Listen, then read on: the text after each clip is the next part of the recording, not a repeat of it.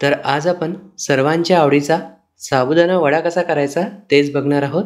तर यासाठी 1 कप भिजवलेला साबुदाणा घ्यायचा आहे।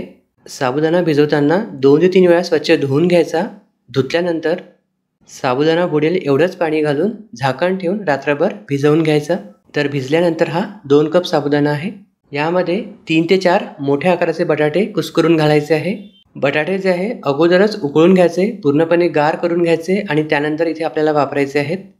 यामध्ये अर्धा कप भाजलेल्या दाण्याचा कूट, चवीनुसार मीठ, बारीक चिरलेल्या हिरव्या मिरच्या, 1 चमचा जिरं, 1 चमचा काळी मिरी पूड आणि 1 पूर्ण लिंबाचा रस घालायचा आहे। यामध्ये किंचित साखर सुद्धा घातलेली आहे, याने चव बॅलन्स होते। आता हे सर्व आपल्याला एकजीव करून घ्यायचं आहे। यामध्ये जर तुम्ही उपवासाला काही खात नसाल तर ते स्किप करू शकता। आता व्हिडिओमध्ये दाखवल्यानुसार मध्यम आकाराचे साबुदाणा वडे तयार करून घ्यायचे।